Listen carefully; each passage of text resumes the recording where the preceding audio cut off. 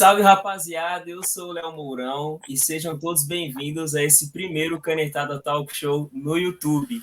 Hoje, para começar já bem, começar em outro patamar, trouxemos aqui um jogador que deixou seu nome na história do futsal europeu e agora veio para o São Paulo para também, já começou também a escrever seu nome na história do futsal nacional. Estamos aqui com ele, Gabriel Lima. Fala, pessoal. Obrigado pelo convite. É um prazer estar aqui com vocês hoje. O prazer é todo meu, cara. Uma satisfação enorme falar com você. E começando, obviamente, né, do início, eu queria saber dos seus primeiros contatos com o futsal. Como que você pegou gosto por esse esporte? Bom, o primeiro contato meu no futsal foi na CM Osasco, um clube, Associação Cristã de Mossos, um clube cristão, né? E aos 3 anos eu comecei a frequentar as aulas de futsal do professor Jonas, que é um professor que todas as vezes que eu posso eu cito, que foi meu primeiro realmente treinador de futsal, mas também sempre passou muito a questão dos valores para a gente, como, por exemplo, um pequeno exemplo era a leitura de uma passagem, de um trecho da Bíblia toda vez antes dos treinos, então, momento de reflexão, nós éramos todos pequenininhos, mas já tínhamos alguns valores sendo passados ali naquele momento de recreação e diversão.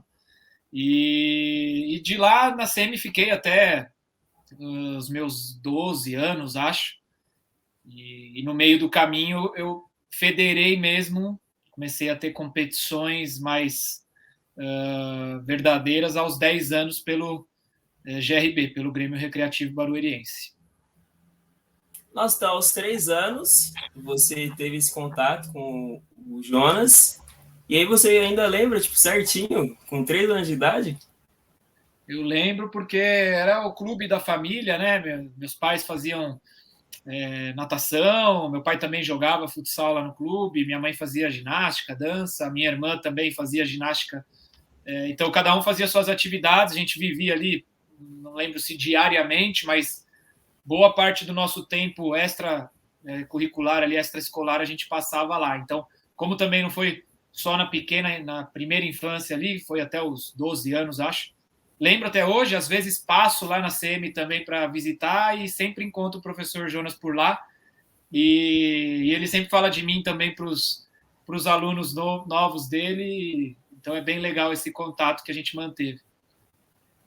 Que demais, é bom, né, a gente voltar, assim, falar com a pessoa que marcou bastante a nossa vida, que ajudou, né, assim, principalmente. E aí você depois federou, e você ainda jovem, né, foi para a Itália. Isso, federei aos 10, eu joguei pelo GRB, depois acabei indo para o Corinthians um ano, no infantil, onde eu ganhei meu primeiro título estadual. Do Corinthians eu passo para a ABB e um pouquinho antes, um semestre antes de ir para a Itália, eu joguei pelo Osasco. E em julho de 2004 eu recebi esse convite para ir para a Itália. Eu tinha 16 para 17, né? Eu faço aniversário em agosto. E uma semana antes de completar 17 anos eu embarquei e fui para a Itália e por lá fiquei 15 anos da minha vida. Eu imagino que deve ter sido uma certa correria, né? Porque na vida do atleta é até normal essa viagem assim, ainda na adolescência, mas acho que quando acontece perto da gente, assim, principalmente conosco, acho que né, é diferente, né? Não foi. Eu vou mentir aqui se eu falar que não foi uma escolha fácil, porque quando o convite chegou, eu na minha cabeça já tinha muito claro que eu iria. Em nenhum momento eu tive dúvidas. Eu já tinha tido dúvidas em relação a outras coisas, até mesmo a continuar no São Paulo Futebol de Campo, um ou 2 anos antes de eu ir para a Itália. E eu acabei não continuando, não me apresentei para a Copa Nike, acho que eu era sub-15 na época, sub-14, sub-15. Mas quando chega essa proposta da Itália para jogar futsal, eu não tinha dúvida. Então, deu, sei lá, uma semana e meia eu já estava no aeroporto indo. E, claro, depois não foi fácil, né? O primeiro ano, os primeiros meses, realmente de muita saudade, bem novo, indo morar fora. Meus pais não foram. Eu fui com outros atletas de futsal que eu não conhecia. E a gente foi para uma cidade bem diferente assim do Brasil, de São Paulo, frio, muita neve, o povo de lá com uma mentalidade bem fechada, então foi um momento difícil, mas eu tinha um foco bem grande, né? Logo no final da primeira temporada eu já sou convocado para a seleção sub-21 italiana, e foi muito legal ter superado esses momentos complicados que batia uma dúvida, dava vontade de voltar, mas ter superado e depois encarado e colhido os frutos, né, dessa aposta foi bem gratificante. Essa questão da adaptação também, a língua italiana também foi um problema? Ou você já foi para lá, já sabia de alguma coisa? Não, eu não sabia nada, e uma condição que eu tinha para ir, que minha mãe tinha me colocado, era eu terminar o colegial lá, né? Então eu fui e entrei no colégio italiano, não entendi absolutamente nada, não conhecia ninguém e dormi durante um mês, eu acho, dormia para a escola, chegava, botava a cabeça na carteira e dormia. Até um dia a professora de matemática tinha uma prova, né? E eu fui lá, já dormi, e ela colocou o papel embaixo assim do meu braço.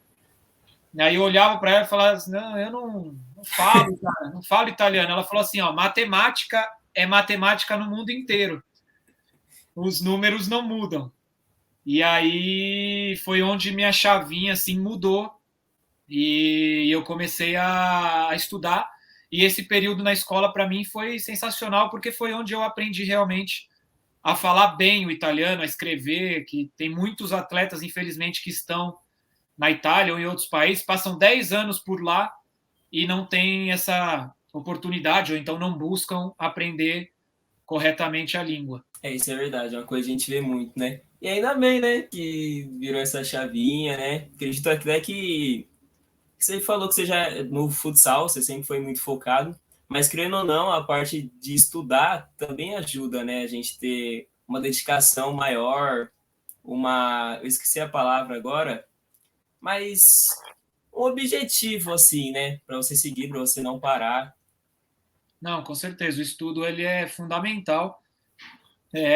Eu costumo dizer, utilizar muito aquela frase em latim, mens sana in corpore sano, porque as duas coisas caminhando juntas aí, paralelas, elas realmente fazem o atleta estar mais preparado, mais focado, mais forte.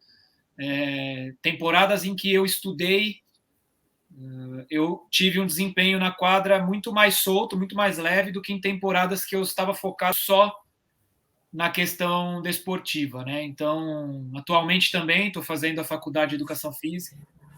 Então, não te deixa ali só pensando no resultado, no futsal, dentro da quadra o tempo inteiro. Você tem outras coisas para pensar também. Isso é muito, muito importante. Que bom, outra coisa que eu não sabia, que agora você ainda estuda então, tá fazendo educação física.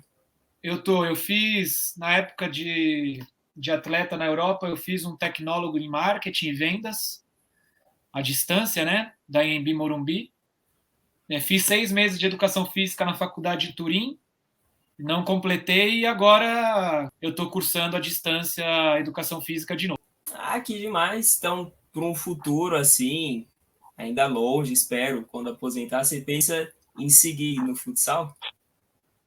Na verdade eu já atuo, né, na área de educação física, eu não sou formado, mas eu tenho a minha empresa, o Núcleo Gabriel Lima, com metodologia de ensino de futsal, nós temos desde a iniciação esportiva até turmas maiores, e temos quase 300 alunos embaixo do guarda-chuva da metodologia hoje, em condomínios e colégios. Temos também um braço na Itália, uma escolinha na Itália, e o núcleo também faz gestão de carreira de atletas profissionais e treinadores. Então, o núcleo já deve ter o quê? 2 anos e meio de vida, então eu já venho atuando nesse segmento há bastante tempo, até por isso também que vou me formar, tentar me formar para completar essa lacuna aí, né, que eu não consegui me formar ainda nessa área. Que demais, então. Realmente tem um complemento, né, para você continuar atuando. Bem demais, cara.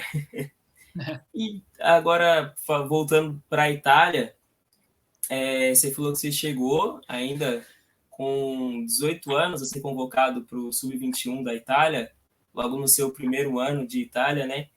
E essa transição, não só da base da seleção italiana para o profissional de seleção italiana, mas dos times também, né? Como foi isso aí para você? Então, cara, eu acho que a ida cedo para a Itália, ela me preparou muito bem, né, para a questão da diferença de cultura de futsal entre Brasil e Itália.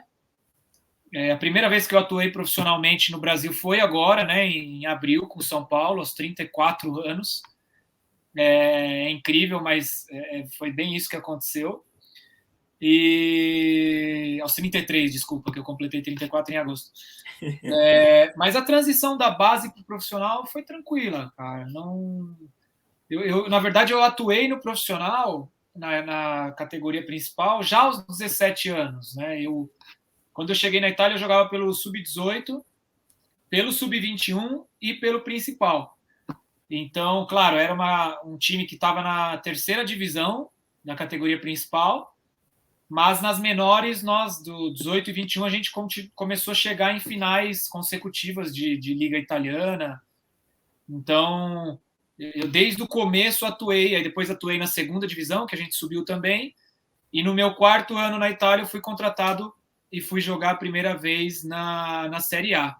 Claro, tem aquela temporada para a gente se habituar, né, para a gente se acostumar, mas eu acho que faz parte do processo. Na segunda temporada na Série A eu já atuava em um time muito forte, foi campeão da Copa Itália, era favorito a ganhar a Liga, perto de atletas muito bons e também exemplos para mim que foram muito importantes realmente nesse momento aí de transição que você comentou. E sim, assim, saiu até uma matéria, achei aqui no Globo Esporte, em 2019, falando que, vou até entrar aqui para ler certinho, vou tentar até falar o nome do time, mas se eu errar é porque meu italiano está atrasado uns 20 anos. Sim. Gabriel Lima comemora o 5º título com a camisa do Acqua Sapone, da Itália. Falou bem.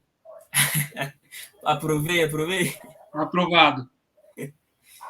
E aqui fala que até, né, nessa ocasião, de 5 títulos disputados, vocês tinham ganho os 5, né? Isso. O Acqua Sapone foi minha última fase na Itália, né? Foram os últimos 3 anos. Eu voltei da Espanha e joguei 3 temporadas no Acqua Sapone. E foram 3 temporadas, cara, de muito sucesso. Foram 2 Copas Itália, uma Liga Italiana, eu acredito que 2 Winter Cups e classificação para Champions. Então foi um período de muitos títulos. Né? A gente tinha, em um certo momento, o atual treinador do Interview da Espanha, Tino Pérez, e um elenco muito forte, um elenco realmente muito forte. E a gente, graças a Deus, conseguiu muitos títulos. Foi um período de bastante sucesso esses 3 anos. Então você também jogou na Espanha, não foi só na Itália, quando você estava na Europa? Não, eu tive uma parênteses de 2 anos no El Poço Múrcia. Joguei 2 anos lá. Também me sagrei campeão da Supercopa e da Copa do Rei. Então, um dos times mais importantes do mundo, eu tive o prazer de poder alcançar esse objetivo meu, que era jogar na Liga Espanhola e, se possível, fosse dentro de um dos 3 grandes, né, o Barça, o Interview ou o El Poço, e eu consegui chegar lá e joguei 2 temporadas lá. E olhando assim para trás, creio que, tipo, jogando em clubes então na Europa, você pensa a carreira totalmente bem sucedida, né? Ah, sim, foi uma carreira de muitas alegrias, né? Sucesso. Aliás, mais do que eu imaginava quando eu fui para lá, porque eu imaginava que uma convocação para uma seleção seria muito distante, né? Mas logo no primeiro ano eu já entro no sistema ali, no circuito das convocações, fiquei 4 anos na Sub-21 e depois já pulo para a seleção principal e fico mais 10 anos na seleção principal, 6 anos como capitão da seleção, título com a seleção, título europeu, medalha mundial de terceiro lugar em 2012. Então, assim, muito mais sucesso do que eu podia pedir ou imaginar. Em questão da naturalização, que se funcionava igual do futebol, que você se naturaliza para você poder jogar pelo país, pela seleção. E aí eu queria saber se era uma coisa que, mesmo você falando que nunca tinha pensado em ter essa carreira toda assim bem sucedida, principalmente na seleção, se quando você se mudou para a Itália, você já tinha preparado alguma coisa para se naturalizar ou foi tudo de última hora, assim, você recebeu o convite e aí que você começou a pensar nisso? Não, o meu avô, falecido esse ano, ele era italiano. E italiano mesmo, veio com 18 anos para o Brasil e ficou por aqui. Então, quando eu tinha 10 anos, eu acho que eu já tinha feito até o passaporte, já tinha feito o processo de cidadania para viajar com os meus pais quando eu era mais novo. Então, eu já tinha tudo pronto. Aliás, quando o convite me foi feito para ir para a Itália, também era por isso, porque eu podia chegar e jogar, não tinha que fazer a cidadania ainda. Então, quando eu fui chamado para a seleção italiana, era só realmente dizer sim ou não, porque não tinha um processo, eu não naturalizei, eu tenho dupla cidadania, eu não perdi a cidadania brasileira, mas eu não tive dúvida, não, eu aceitei e aí tive uma belíssima história com a seleção italiana. Ah, que bom, então até facilitou muito o Muito, processo, né? muito, muito, Era muito. só o sim ou não. E aí você já tinha o coração meio italiano, né? É isso aí.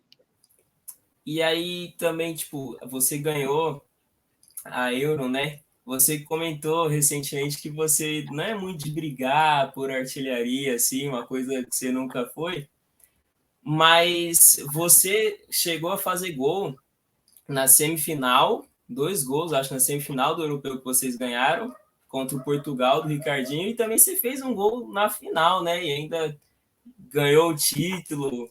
Esse foi, assim, o auge, assim, da sua carreira? Foi, Tipo, foi, o momento que você falou, nossa, tô no máximo aqui, aqui eu foi, conquistei o que eu foi. queria. Foi, sem dúvida foi. Foi muito especial. Eu tinha sido campeão da Winter Cup com o Asti, na Itália. Eu vou para o Europeu e eu era capitão e fomos campeões. Eu fiz gol, que nem você falou, na semi, fiz gol na final, fui bota de bronze, né? Terceiro artilheiro ali do Europeu. E fui eleito o melhor jogador também daquele Europeu. Então foi um combo sensacional. E aí depois eu já mudo, né? Depois no fim dessa temporada, em julho, eu vou para o El Poço e logo nos meus 2 primeiros jogos a gente ganha a Supercopa em cima do Interview, do Ricardinho. E então foi um ano sensacional. Aí no final do ano eu venho eleito a ser eleito o terceiro melhor jogador do mundo, atrás justamente do Ricardinho, que foi primeiro, e do Falcão, que foi segundo. Então, para mim, aquele ano era muito difícil de superar, e realmente eu não superei depois, nunca mais superei aquele ano. Mas, cara, foi o que eu te falei. Alcançar coisas. Eu, na minha carreira, nunca tinha pensado em poder chegar a ser eleito o terceiro melhor jogador do mundo. E atrás de 2 extraterrestres. Então, em 2014, se vocês me permitem, eu fui o melhor jogador do mundo, né? Porque os dois não Com eram desse mundo. certeza. Então, para mim, é um motivo de muito orgulho. O ano de 2014 realmente foi muito legal. E ainda batendo 2 vezes, né? O Ricardinho, então acho que você pode falar assim, melhor jogador do mundo, 2014, sem dúvida. É verdade. E também, eu pesquisando, né? Eu vi que você também ganhou um prêmio de atleta italiano, não foi? Acho que também em 2014. Ah, sim, o Pallone Azzurro era um prêmio votação popular, prêmios de votação popular, né? São meio relativos, mas eu ganhei sim. Em 2014 também, depois desse ano aí, eu ganhei esse prêmio. Era anual, mas era um prêmio, digamos, mais de redes sociais aí. Acho que mesmo assim completou o ano, né? Um prêmio que Completou. até tá vendo que o Pirlo, o Buffon ganharam, Sim, agora Gabriel Lima ganhou. sim. Pode falar que tá com esses caras aí também. E como que é a relação assim com a torcida italiana? Eles vendo que um brasileiro, dupla cidadania, como que é essa relação? Eu não era o único, né, Léo? Tinha muitos ítalos brasileiros na seleção, sempre foi uma seleção que utilizou muito os brasileiros. Eu tinha uma identificação talvez diferente da maior parte dos outros casos, seja pela parte da minha família, seja por ter chegado muito cedo na Itália, né? Por ter estudado também, então era um pouquinho diferente, mas, bom, digamos que tinha parte da torcida que nos tinham como ídolos mesmo, como figuras para se espelhar e fazíamos muito sucesso com as crianças nos jogos e tudo mais. Mas também a gente sofria bastante. E creio que os brasileiros que continuam jogando pela seleção, aliás, eles estão jogando essa semana, acho que hoje tem o segundo jogo contra a França, e continua tendo 6, 7 brasileiros no elenco. Cara, quando perdia era culpa dos brasileiros, né? E quando ganhava era mérito de todo mundo. Fora comentários inúteis que a gente ouvia muito, que não éramos italianos, que não representávamos o povo. Cara, quando você vira pessoa pública, né, figura pública, a gente está sujeito a tudo, tem que saber lidar, tem que sugar o que é importante, o resto a gente deixa deslizar e ir embora. Infelizmente é assim, né? Porque acaba lidando muito com a emoção das pessoas, né? Esse esporte. Mas é como você falou, né? Olhando para trás, você vê que você é um ídolo, né? Deixou seu nome, sua marca de uma maneira que não vão apagar, né? Ah, não, a Itália ganhou 2 títulos na história do futsal, né? Em 2003, um europeu em casa, e depois o europeu de 2014 na Bélgica. Então, para quem não gosta, vai ter que aturar lá, porque a nossa foto está lá na federação e de lá não vai sair tão cedo. Não tem como, né? Sem contar a medalha de bronze também, né? Medalha de bronze é um Na ótimo Copa resultado. É. Mundial, né? A Itália no Mundial também teve uma sequência boa, né? 2004 foi prata, perdeu para a Espanha na final. 2008 bronze aqui no Brasil e 2012 que eu estava bronze também. Aí 2016 teve uma queda que eu participei, a gente caiu nas oitavas de final, um resultado totalmente inesperado. E 2021 agora não classificou, né? Eu já não participei desse ciclo na classificação, eu já não estava, mas nem classificou para o Mundial. E assim, né, já que já tocou nesse ponto, que era outra pergunta que eu ia fazer. Então, você acompanha ainda a seleção italiana e qual a sua expectativa assim para o futuro dela? Já que infelizmente agora está tendo essa queda, né? Mas para o futuro, assim, qual é a sua expectativa? Eu acompanho sim. Na verdade, cada jogo que tem e eu não tenho a possibilidade de estar, me dói o coração, é o que me deixa mais triste de ficar fora. São os jogos assim, eu não consigo nem assistir os jogos. Só de ver as notícias já fico com muita saudade de atuar pela seleção. Agora é um ciclo novo. Depois dessa não convocação para o Mundial, já trocou de novo o técnico. O grupo de novo já está renovado. Eu vejo que está numa ascendente. O último resultado de ontem foi 6-1 em cima da França, que é uma equipe que não é fácil de bater, de ganhar. E 6-1 é um resultado bom, ótimo. Tem um europeu pela frente, que eu tinha a esperança de beliscar uma pré-convocação, pelo menos. E infelizmente não vou poder, né, pela lesão. Mas tem esse europeu. Esse europeu eu acho que ele tem que significar uma retomada da seleção italiana. Não vai ser fácil, porque nesses anos de resultados em decadente, a Itália perdeu algumas posições no ranking, e isso faz com que a Itália esteja em grupos como não cabeça de chave, aí acaba pegando equipes mais fortes, né? Então é difícil para você classificar já para a segunda fase, mas eu acredito que o trabalho vem sendo bem feito, uma renovação que era necessária, e vamos ver. Logo em final de janeiro aí a gente vai ter primeiro termômetro desse novo ciclo. E é até curioso, né, que ouvindo agora, é até uma história parecida com a seleção italiana de futebol, né? que não classificou para a Copa de 2018 e tentou e conseguiu nessa parte da reestruturação ganhando a Eurocopa. E agora de novo está brigando aí para ver se volta para a Copa do Mundo, né? Agora está complicado de novo porque caiu na repescagem da Copa do Mundo, né? Então realmente é estranho porque você ganha um europeu e está perigando ficar de novo fora da segunda Copa do Mundo consecutiva, né? Então, vamos ver, mas é bem paralelo, sim. Tomara, porque aí quer dizer que a Itália vai ganhar a Eurocopa no futsal. Quer dizer que tu vai voltar, né? Tá no caminho certo, né? Tá. Pode falar para ele vir aqui. E é até engraçado que, né, ganhou a Eurocopa há meses atrás e agora às vezes não dá para entender, né? Se o time relaxa, mas é coisa natural, né? O esporte, né? É o futebol. É. Tá mais? Olha o filhão aqui. Opa, aí sim! Esse aí tem futuro, né? Ele que fica lá na quadra depois do jogo. Esse é o jogador. Pai? É entrevista que o papai tá fazendo. Eu já vou lá, tá? Se quiser ir lá, pode ir lá. Pra onde? Lá na sala. Esse aí tem futuro. Esse aí, quando eu ficar arrumando as coisas para ir embora, ele faz cada golaço lá. Ele faz mesmo. Então, sim, né? Eu vi também uma entrevista que você deu para a TV LPF que em 2019, acho que o último jogo que você fez na Itália, no país, foi o Mundial de Clubes. E aí depois você deu uma parada, que ali você já pensava em vir jogar no Brasil. Só que aí foi um tempo que não estava dando muito certo e até o momento você pensou que a carreira poderia estar acabando, né?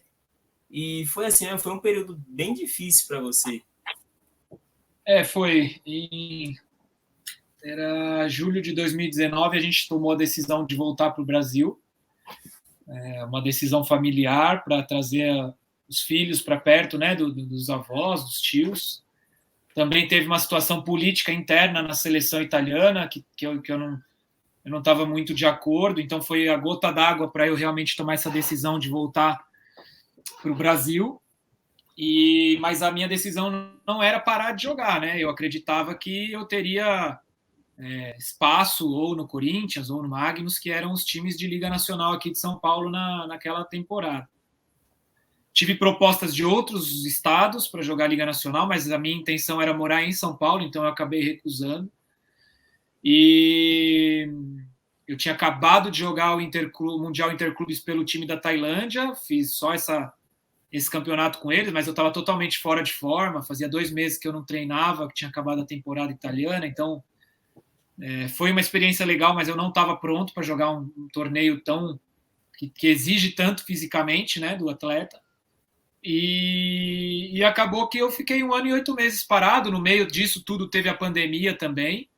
Então, tive outras chamadas e sempre tive ofertas para voltar para a Europa o tempo inteiro, mas não era nossa meta como família, era realmente ficar em São Paulo. E aí eu achei que já tinha encerrado, né? Depois de 1 ano e 8 parado, se eu não tinha proposta quando eu acabei de voltar, que eu estava em plena forma física e técnica, porque eu teria proposta desses times depois de 1 ano e 8 meses parado. Mas aí surgiu o projeto, a reestruturação do São Paulo, e, cara, desde então, desde abril, estamos aí inundados de coisas a fazer para tentar realmente que vire uma realidade importante. Não é fácil, não vai ser fácil, não está sendo fácil, mas a gente está tentando. E também, tipo, vendo pelo lado futebolístico, as palavras futebol estão aqui ainda. Vendo um pouco pelo lado do futsal dentro da quadra, né? Você vê que o São Paulo, esse time todo do São Paulo, foi montado acho que esse ano, e na primeira competição que disputou na LPF, chegou numa semifinal, né? O que já é algo muito bom, né? Isso. Nossos resultados dentro de quadra têm sido melhores do que o esperado, né? A gente não projetava chegar numa semifinal de Copa. A gente tinha pouquíssimo tempo, a gente foi montando o time ao longo da Copa, jogadores chegando nos últimos jogos, e a gente conseguiu ganhar do pulo, né, fora de casa e chegar numa semifinal. Depois perdemos em Dracena, porque só a viagem para Dracena já está 3-0 para os caras, né, uma coisa maluca. E agora na Liga a gente ficou entre os 4, que a gente tinha colocado como objetivo, mas não sabia se seria possível, mas conseguimos. E aí, infelizmente, nas últimas rodadas da classificação, perdemos eu, né, por lesão, perdemos o Vavá, que voltou para a Itália, 2 peças importantes no plantel, com muitos minutos, né, com muita importância técnica dentro do grupo. E pegamos o Barão nas quartas de final, que é uma equipe que poderia tranquilamente estar entre os 4 ali da fase de classificação. Perdemos o primeiro jogo fora de casa, também uma viagem complicada, 5 horas chegando para jogar não é fácil. Nosso time não tem uma média de idade baixa, né? A média de idade, ela querendo ou não, é alta. Atletas com peso muito grande dentro do plantel tem bastante idade, então uma viagem assim cansa, né? Mais do que o normal. E agora a gente vai ter que jogar todas as nossas fichas aqui no Morumbi, tentar ganhar o jogo normal e ver o que acontece na prorrogação. Porque, como você falou, né, além de perder 2 jogadores fundamentais, né, como você e o Vavá, a chave, assim, o chaveamento acabou complicando, porque o Barão é o campeão, né, da Copa LPF. Eles começaram mal a Liga Paulista, ainda assim ficaram em quinto, né, e aí acabou pegando o São Paulo, né, o que também deu essa complicada, né, na chave. Porque até a primeira rodada da Liga Paulista, né, foi o jogo entre São Paulo e Barão, onde vocês dominaram o jogo, né, e ainda assim acabaram saindo atrás, foi complicado para virar, que é uma equipe realmente muito forte, né? É uma equipe que tem bastante recursos, características de jogadores diferentes. Esse jogo aí, realmente, o primeiro jogo da LPF, a gente amassou eles. Foi um dos melhores jogos que eu lembro da gente ter feito esse ano. Realmente, assim, tomar 1-0 ali foi totalmente injusto. E acho que foi por isso que a gente continuou ganhando. Porque a gente falava, continua no mesmo ritmo, porque nós vamos fazer o gol. Só falta a bola entrar, que a gente tem não sei quantas finalizações a mais que eles. E aí, realmente, a gente acabou virando o jogo. Mas, como você disse, eles vêm em uma ascendente muito grande em recuperação dentro do campeonato e agora a gente tem esse fator casa aí para tentar ganhar e a prorrogação, o empate seria nosso, mas vai ser muito difícil por todas as circunstâncias, mas possível, né? Porque não, eu acho que é dentro da realidade a gente poder classificar para a semifinal. Sim, sim, apesar dos desfalques, né? Futsal, né? Futsal dá, né? Dá para chegar. E você falou da média de idade, né? Que é uma coisa que você brincou também na TV LPF, que quando você chegou no São Paulo, você achou que ali seria o cara mais experiente, assim, em questão de idade, que ia comandar a garotada, só que aí começou a chegar o Índio, o Greuter, e você falou que se sentiu garoto de novo, né? É o que me dá esperança aqui para voltar a jogar depois de uma lesão assim, porque, pô, os caras têm 10 anos a mais, 12 anos a mais que eu. Pô, para eu recuperar dá tempo, né? Nem que eu leve 2 anos para recuperar, mas olha, os caras estão de parabéns, que é uma volúpia, viu? Uma vontade de jogar futsal que eu nunca vi. Os caras não param, né? Mas dá para chegar assim, ó. Você falou, ficar mais 2 anos parado, ainda chega forte e alto nível. E assim, você chegou a jogar com a torcida, né? No jogo que você se lesionou. Só que eu imagino que a expectativa para você ver mesmo o torcedor no ginásio do Morumbi, creio que ainda está alta ainda, né? Você ter esse contato. Não, tá alta, é um dos meus objetivos e sonhos ali dentro do projeto. E a gente poder chegar um dia a lotar o G1 em um jogo importante, né? Eu tenho visto que, na verdade, eu imaginava que o basquete trouxesse muito mais público em todos os jogos, né? Por ser um campeonato de um altíssimo nível, de ser um dos melhores elencos do Brasil, com estrelas da NBA e tudo mais. Mas eu tenho visto que também não é assim, né? O basquete ele lota sim nos jogos mais decisivos. Então eu apelo aqui também, faço um pedido para quem, não sei se essa entrevista vai sair antes do jogo de sábado, mas para a gente o momento de chamar a torcida chegou, né, no sábado às 18, a gente precisa ter aquilo como um caldeirão ali para a gente poder fazer sentir essa pressão no time deles, né? Porque jogar no Morumbi não deve ser fácil para quem vem de fora, e se tiver, então, apoiado por uma torcida grande ali dentro, pode ser o nosso jogador a mais.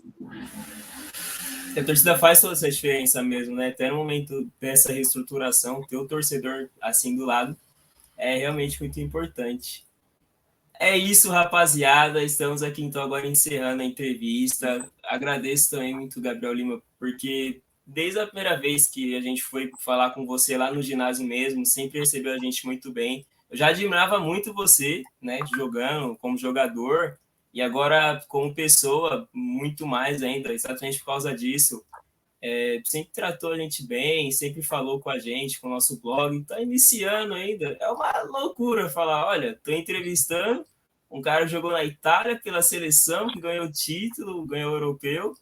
É realmente muito bom para mim. Eu fico muito feliz de estar podendo falar aqui com você e eu agradeço, assim, em nome do blog, agradeço muito.